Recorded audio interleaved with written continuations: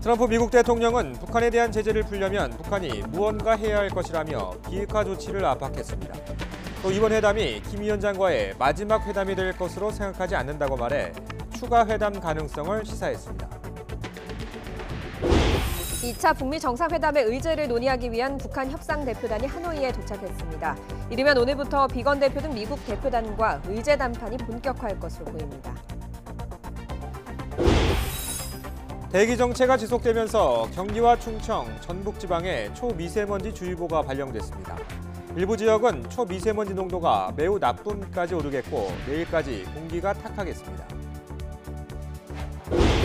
이른바 환경부 블랙리스트 의혹과 관련해서 자유한국당은 이전과는 급이 다른 초대형 블랙리스트라며 검찰이 머뭇거리면 특검 도입을 추진하겠다고 밝혔습니다.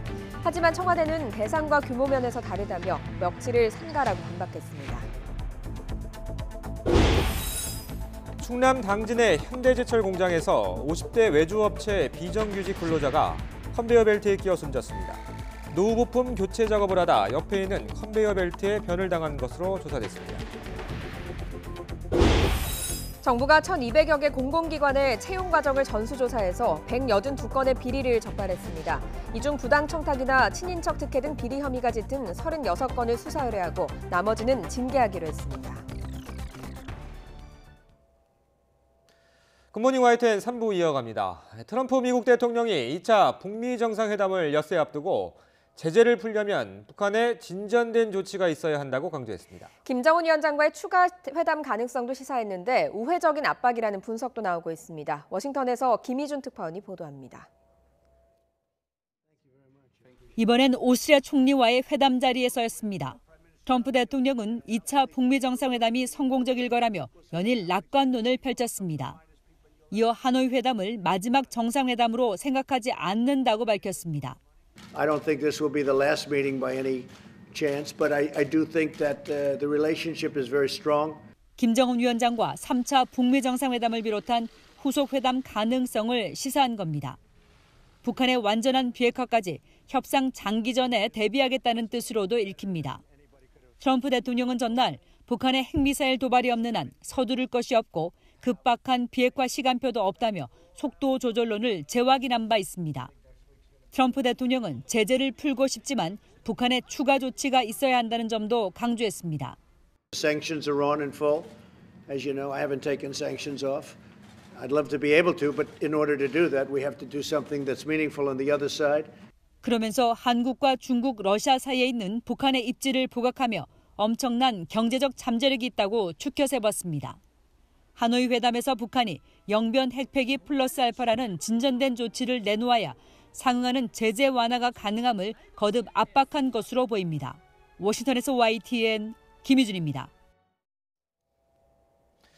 북미 간 의제 실무 협상이 곧 시작됩니다. 의제 협상 담당자인 김혁철 대미 특별대표가 어젯밤 2차 북미 정상회담이 열리는 베트남 하노이에 도착했습니다. 김성애 통일전선부 통일책략실장, 최강일 외무성 북아메리카 국장 직무대행 등 협상팀이 동행했습니다. 김혁철 일행은 VIP 출입구가 아닌 일반 입국장으로 나와서 의전 차량을 타고 공항을 빠져나갔습니다.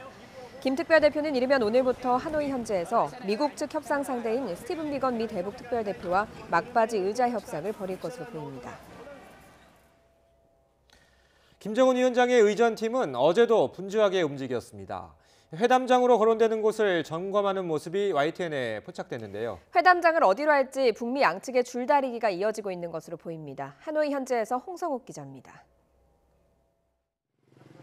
우리 시간으로 오후 3시쯤 숙소인 영빈관을 빠져나온 북한 의전팀.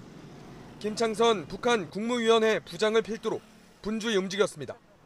행선지는 국제 컨벤션 센터.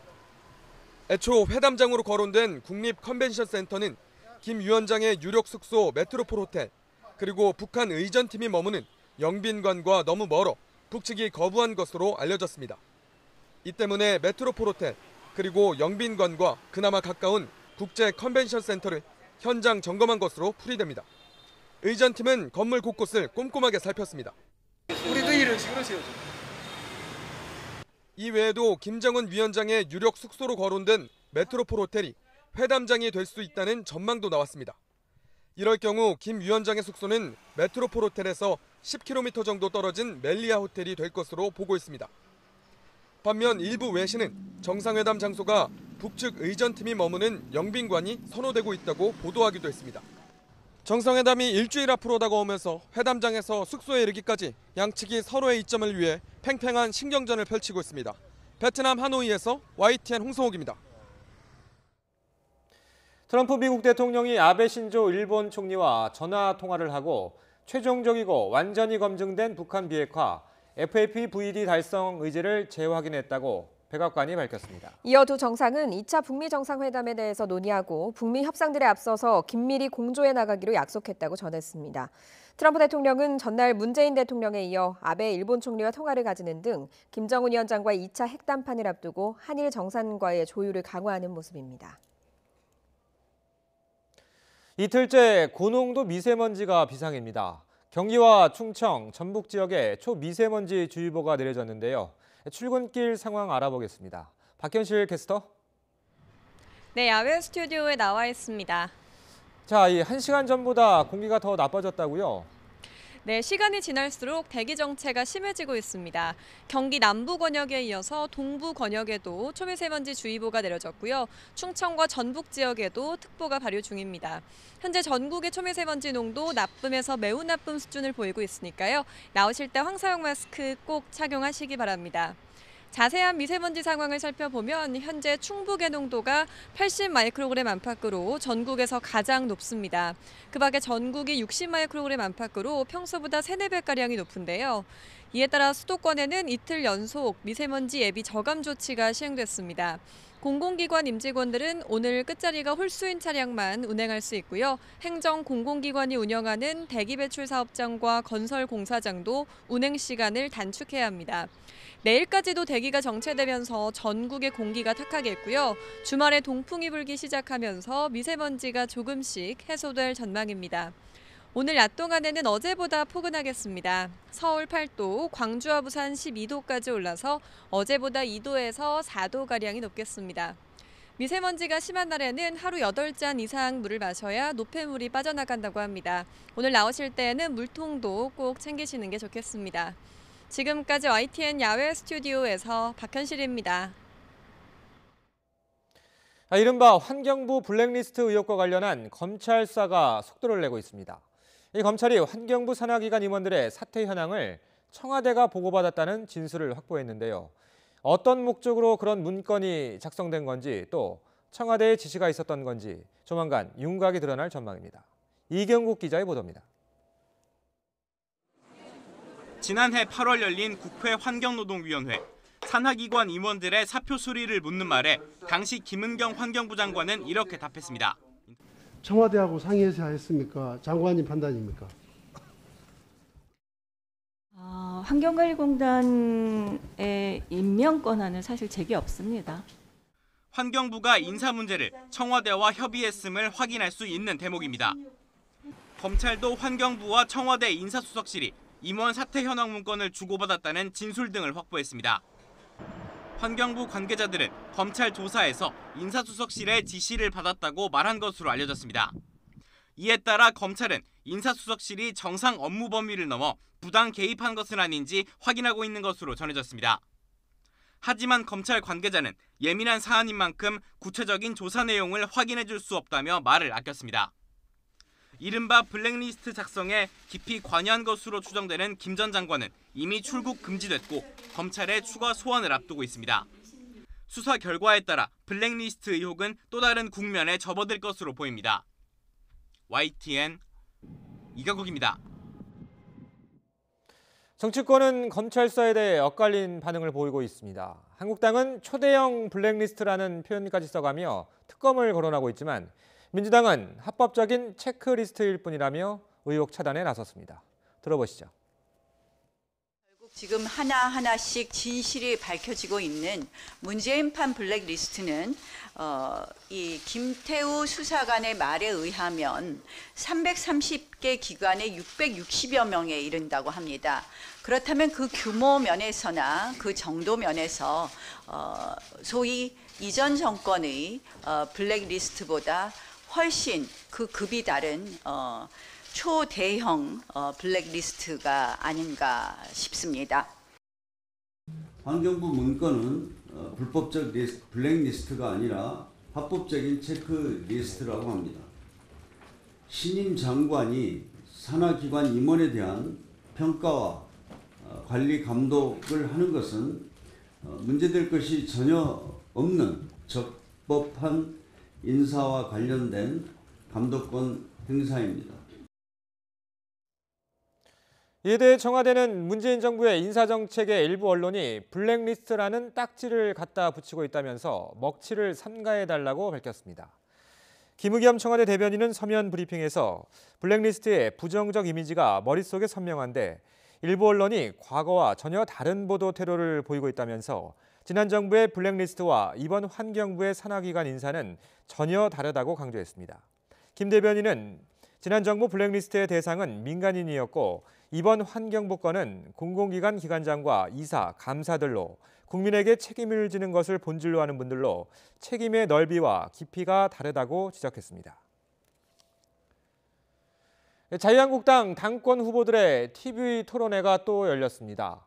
박근혜 전 대통령의 탄핵과 사면 문제 등을 놓고 가시돋친 설전이 다시 이어졌습니다. 우철희 기자가 보도합니다. 지난 토론회에 이어 자유한국당 당 대표 후보들은 또다시 박근혜 전 대통령 탄핵의 적절성을 두고 맞붙었습니다. 오세훈 후보는 황교안 후보를 향해 탄핵이 부당하다는 건지 아닌지 분명히 하라면서 회피형 리더십이라고 몰아세웠습니다. 돈 받은 것도 없지 않느냐 이렇게 말씀하시면서 또 탄핵을 부인하는 듯 하시다가 다시 또 탄핵은 또 인정한다 이렇게 또 말씀하시는 것 같고 도무지 종잡을 수가 없습니다. 이게 회피형에 이어서 아유. 황교안 후보는 헌법재판소의 탄핵 결정을 존중하되 절차상의 문제를 지적한 것뿐이라고 목소리를 높였습니다. 탄핵 결정은 존중한다. 그러나 절차적인 문제가 있다. OX 문제로 탄핵에 대해서 어떻게 생각하는지 물었어요. 그래서 제가 적정한가? 사실은 이렇게 해서는 안 되겠다 해서 세모로 하려고 했습니다. 태극기 부대의 지지를 받는 김진태 후보도 황교안 후보의 말이 계속 바뀌고 있다고 날을 세웠습니다. 한 이 토론장에서도 부당하다고 가다가 꼭 부당하다고 말한 것은 아닙니다. 그냥 탄핵이 부당한 것이냐에 대한 OX로는 답변을 도저히 하실 수 없는 겁니까? 박 전 대통령 사면을 놓고도 의견이 갈렸습니다. 황교안 후보는 국민의 의견이 충분히 반영돼야 한다고 피해갔고 오세훈 후보는 이른 감이 있지만 논의는 시작해도 된다는 말로 표심을 노렸습니다. 반면 김진태 후보는 사면보다는 무죄를 입증해 석방해야 한다는 강경론을 폈습니다. 빨리 확정 판결이 되고 그리고 빨리 구금에서 풀리셔서 역사적으로 공과를 국민 여러분들과 함께 그리고 역사적으로 평가받을 수 있는 그런 날이 오기를 기대합니다. 애걸복걸해서 될 문제가 아닙니다. 투쟁을 해야 됩니다. 무죄 석방하는 게 더 순서라고 생각합니다. 사면보다 석방이 우선입니다. 드루킹 댓글 조작도 논쟁에 불을 붙였는데 오세훈, 김진태 후보는 김경수 경남지사의 몸통을 누구라고 생각하냐고 따져 물었지만 황교안 후보는 현재로서는 확언하기 어렵다면서 역시 한 발 물러섰습니다. 이름이 거명된다고 해서 그것을 법률적인 책임을 물을 수 있는 배우로 볼 수 있느냐 이 부분에 관해서는 좀 더 판단이 필요합니다. 이 자리에서 단정키는 적당하지 않다고 판단합니다. 당내 일부에서는 전당대회 열기가 고조되면서 정책 검증보다는 박근혜, 탄핵 이런 말들이 넘쳐나며 지나치게 오른쪽으로 가고 있는 것 아니냐는 지적도 제기되고 있습니다. YTN 우철입니다. 문재인 대통령이 분노가 느껴진다며 5.18 망언에 대해 다시 언급했습니다. 5.18 민주화운동에 참여한 광주 지역 원로들을 청와대로 초청한 자리였는데 위로도 함께 전했습니다. 임성호 기자가 보도합니다. 문 대통령이 5.18 광주 민주화운동에 참여했던 광주 지역 원로 14명을 청와대로 초청했습니다. 이번 오차는 광주 지역의 민심과 의견을 듣고 정부의 5.18 민주화운동 정신 계승 의지를 표현하기 위해 마련됐습니다. 문 대통령은 이 자리에서 5.18 민주화운동은 위대한 역사라고 거듭 강조하고 이를 왜곡하고 폄훼하는 망언에 분노를 느낀다고 밝혔습니다. 문 대통령은 지난 18일 청와대 내부회의에서도 5.18 역사 왜곡을 국가의 근간을 무너뜨리는 일이라고 작심 비판했는데 망언이라는 표현을 쓴 것은 처음입니다. 5.18에 대한 우리 정부의 입장을 분명하게 천명한 바 있습니다. 5.18은 국가의 공권력이 시민의 생명을 유린한 사건입니다. 문 대통령은 최근 정치권 일각의 5.18 망언으로 상처받은 5.18 영령과 희생자, 광주 시민들에게 위로를 전한다며 역사 폄훼 시도에 함께 맞서고 사건의 진상을 끝까지 규명하겠다고 약속했습니다. 이에 대해 참석자들은 5.18 망언에 마음이 아프고 울분을 금할 수 없었지만 문 대통령이 망언을 비판해줘서 감사하다고 전했습니다. 앞서 문 대통령은 한국당이 추천한 5.18 진상규명위원회 조사위원 2명도 부적격하다며 재추천을 요구했습니다. 진상규명조사위원회는 5.18 민주화운동 진상규명을 위한 특별법에 의거하여 구성되어야 하며 국회에서 합의된 입법 취지와 오랜 세월 동안 이루어진 국민적 합의 정신에 기초하여 구성되어야 합니다. 문 대통령은 취임 직후엔 5.18 기념식에 직접 참석해 문재인 정부는 광주 민주화운동의 연장선 위에 서 있다고 말하기도 했습니다. 저는 이 자리에서 다짐합니다. 새 정부는 5.18 민주화운동과 촛불혁명의 정신을 받들어 이 땅의 민주주의를 온전히 복원할 것입니다. 문 대통령은 5.18은 민주주의가 무너지지 않고 버틸 수 있는 기둥이었다면서 광주만의 자부심이 아니라 전 국민의 기념 대상으로 승화되도록 노력하겠다고 강조했습니다. YTN 임성호입니다. 올해 3.1운동과 임시정부 수립 100주년을 맞아 청와대가 임시정부 수립일인 4월 11일을 임시공휴일로 지정하는 방안을 추진하고 있습니다. 청와대 관계자는 국립대한민국 임시정부 기념관 건립추진위원회에서 임시정부 수립의 역사적 의미를 국민과 함께하자는 취지로 임시공휴일 지정을 제안했다며 현재 여론을 수렴하는 등 검토 중이라고 설명했습니다. 임시공휴일은 필요할 때마다 정부가 수시로 지정하는 공휴일로 국무회의 심의와 대통령 재가를 거쳐 대통령령으로 정할 수 있습니다. 현대기아차가 차량 제작 결함을 은폐했다는 의혹과 관련해서 검찰이 강제 수사에 들어갔습니다. 압수수색 등으로 확보된 자료 등을 통해서 결함을 인지하고서도 제대로 된 조치를 미룬 것인지를 살피고 있습니다. 강희경 기자의 보도입니다. 검찰이 서울 양재동에 있는 현대기아차그룹 본사 품질본부를 압수수색했습니다. 차량 제작 결함을 의도적으로 은폐했다는 의혹과 관련해서입니다.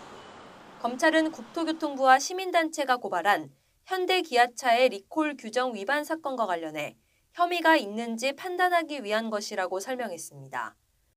앞서 국토교통부는 지난 2017년 5월 현대기아차 제작 결함 5건과 관련해 강제 리콜을 명령했습니다. 대상 차종만 12종, 24만 대에 달했습니다. 당시 국토부는 현대기아차가 결함 사실을 알고도 의도적으로 은폐했을 가능성이 있다고 보고 검찰에 수사를 의뢰했습니다. 은폐하지 않았다고 볼 만한 증거가 뚜렷하지 않고 또 자발적 리콜의 소극적인 업계 관행에 경종을 울리기 위해서 검찰에 수사를 의뢰하였습니다. 국토부는 지난 2016년에도 현대차가 산타페 2000여 대의 조수석 에어백 결함을 알고도 숨겼다며 현대차 사장을 고발했습니다. 이어 2017년 4월에는 시민단체가 현대기아차그룹 회장까지 고발했습니다. 당시 세타2 엔진의 제작 결함이 발견된 5개 차종 17만 대를 자발적으로 리콜했는데 이미 2010년부터 결함 가능성을 알고서도 늦장 대응을 했다는 이유였습니다. 아무런 대책 없이 결함 사실을 적극적으로 부인했고 최근 국토부가 조사 결과가 임박하자 갑자기 리콜 계획서를 제출하기에 이르렀다.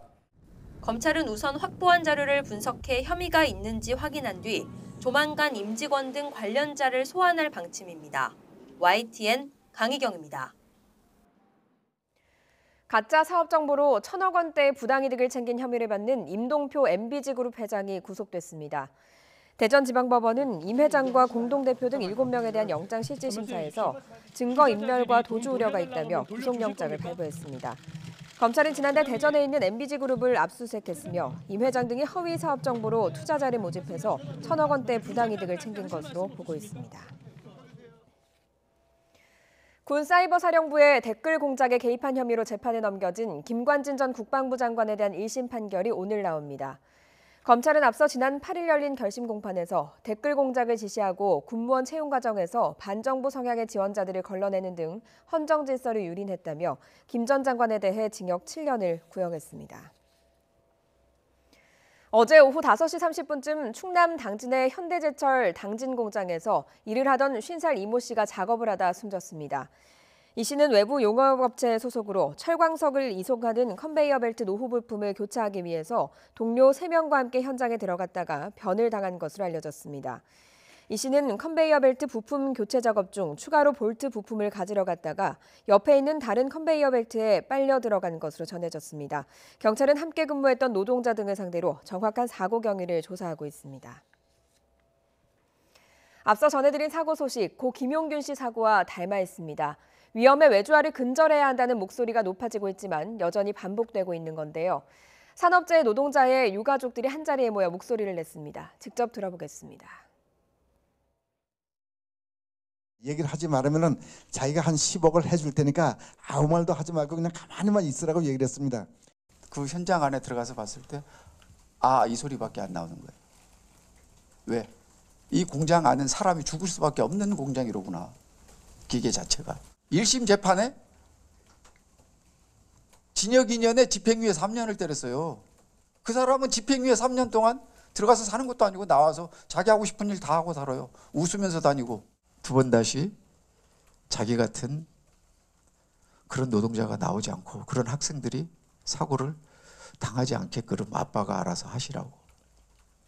그런 숙제를 저한테 낸 것 같은 그런 마음이 들고. 정말 저는 그 현장을 보고 아이가 너무 험하게 다치고 죽고 정말 상상할 수가 없습니다. 앞으로도 저도 아이가 원했던 거 무엇인지를 찾고 그것을 행하려고 합니다. 어제 저녁 충남 서산 해안도로에서 SUV 승용차가 바다로 추락해 60대 운전자가 숨졌습니다. 사건 사고 소식 유충섭 기자가 종합했습니다. 해경 구조대원들이 바다에 빠진 승용차에서 운전자를 구하려 애씁니다. 어제 저녁 충남 서산에 있는 해안도로에서 SUV 승용차가 바다로 추락했습니다. 운전자 65살 A씨는 신고를 받고 출동한 해경에 1시간 만에 의식불명 상태로 구조됐지만 결국 숨졌습니다. 해경은 현장에 도착했을 때 이미 차량이 물에 잠긴 상태로 파악하고 정확한 경위를 조사하고 있습니다. 오피스텔 건물에 불이 모두 꺼져 있습니다. 어젯밤 인천국제업무단지 내 오피스텔에 전기 공급이 5시간 넘게 끊겼습니다. 정전으로 360여 세대 주민들이 불편을 겪었고 편의점 등 상가도 피해를 봤습니다. 관리소 측은 변압기 고장으로 정전됐다며 밤 11시 40분쯤 임시 복구했다고 밝혔습니다. 앞서 어제 오후 강원도 춘천에 있는 빌라에서 불이 나 20분 만에 진화됐습니다. 빌라 주민 9명이 출동한 소방대원들에게 구조됐으며 이 중 2명은 연기를 마셔 병원에서 치료받았습니다. 경찰은 빌라 반지하에서 누전이나 합선 때문에 불이 난 것으로 추정하고 있습니다. 어제 저녁 부산에 있는 다가구 주택 주차장에서 땅 꺼짐 현상이 일어났습니다. 지름 2.5m, 깊이 2에서 3m 크기입니다. 주차된 승용차 한 대의 차체 일부가 꺼진 땅에 빠졌지만 다행히 인명 피해는 없었습니다. YTN 유충섭입니다. 강남에 있는 한 아파트 단지 주민이 주차장 차단기를 늦게 열었다는 이유로 경비원을 때리고 폭언을 했다는 주장이 나왔습니다. 청와대 국민청원 게시판에 갑질 주민을 철저히 수사하고 처벌해달라는 청원글이 올라왔습니다. 이 청원자는 지난 6일 아침 서울 삼성동의 아파트 입주민인 43살 권모 씨가 경비원 43살 A씨의 멱살을 잡고 얼굴 등을 때렸다고 글을 올렸습니다. 정부가 공공기관의 채용 실태를 조사한 결과 180건이 넘는 비리가 적발됐습니다. 자격이 없는데도 가족이나 친척을 합격시킨 사례 등이 수두룩했는데요. 정부는 수사를 의뢰하고 피해자 구제에도 나설 방침입니다. 추은호 기자가 보도합니다. 경북대병원은 의료 관련 자격증이 없어 응시 자격이 없는데도 직원의 자녀, 조카, 자매라는 이유로 최종 합격시켰습니다. 공영 홈쇼핑은 고위직 자녀 등 6명을 먼저 단기 계약직으로 채용한 뒤 정규직으로 슬며시 전환시켰습니다. 서울대병원은 전환 대상이 아닌 비정규직 3명을 무기계약직으로 전환시켰습니다. 반면 전쟁기념사업회는 최종 추천된 면접 대상자를 나이가 어리다는 이유로 탈락시켰다 적발됐습니다. 정부가 남김없이 털겠다는 각오로 진행한 채용비리 조사에서 공공기관의 채용비리 182건이 적발됐습니다. 친인척 특혜 채용 의혹 있는 비리도 16건이나 됐습니다. 공공기관의 뿌리 깊은 채용비리 관행이 여전히 남아있음을 확인하게 되어 안타깝게 생각합니다. 정부는 비리 정도가 심각한 36건을 검찰에 수사 의뢰하고 나머지는 징계하기로 했습니다. 채용 비리에 연루된 임직원은 직무가 정지되며 수사 결과에 따라 해임됩니다. 부정 합격자들은 직장에서 퇴출되고 채용 비리 피해자는 다시 응시할 기회를 받습니다. 서울교통공사와 인천국제공항공사 등 감사원 감사가 진행 중인 5곳은 이번 조사에서 제외됐습니다. 정부는 친인척 채용 인원을 의무적으로 공개하고 가족 채용 특혜를 막는 이해충돌 방지법의 제정도 추진하기로 했습니다. YTN 추은호입니다. 육체 노동자가 일할 수 있는 최대 연령을 기존 60살에서 65살로 높일지에 대해 대법원이 오늘 최종 판단을 내립니다. 대법원 전원합의체는 오늘 오후 2시 박모 씨가 수영장 운영업체를 상대로 낸 손해배상 소송에 상고심 판결을 선고합니다. 박 씨는 지난 2015년 8월 수영장에서 익사 사고로 자녀를 잃은 뒤 운영업체를 상대로 소송을 냈고 1, 2심은 기존 판례에 따라 일반 육체 노동에 종사할 수 있는 정년을 60살로 보고 손해배상액을 정했습니다. 이에 박 씨는 고령사회 진입과 평균 수명 연장 등 사회 경제적 여건이 변한 것을 반영해 65살을 기준으로 배상액을 계산해야 한다며 상고했습니다. 시중금리가 많이 올라도 대출금리 인상폭을 제한하는 새 주택담보대출이 나옵니다. 특히 2%포인트 넘게는 올리지 못하거나 월 상한액을 고정하는 방식인데 서민들의 이자 부담을 얼마나 줄여줄지 주목됩니다. 조태현 기자가 보도합니다. 대출, 특히 주택담보대출을 받을 때는 금리에 예민해지기 마련입니다. 금액이 큰 만큼 0.1%포인트 차이로도 이자 부담의 체감 정도가 달라지기 때문입니다. 여기에 미국과 한국의 기준금리 인상으로 시장 금리가 오를 가능성이 있다는 점도 금융 소비자에겐 부담입니다. 금리 인상기를 맞아 금융당국과 은행연합회가 새로운 주택담보대출 상품 2종류를 출시하기로 했습니다. 첫 번째 상품은 월 상환 금액을 10년 동안 고정하는 형태입니다. 예를 들어 연 3.5% 금리로 3억 원을 30년 만기로 빌린 경우 1년 뒤 금리가 1%포인트 올라도 한 달에 갚는 돈은 134만 7천 원으로 고정됩니다. 두 번째는 금리에 상한을 두는 상품입니다.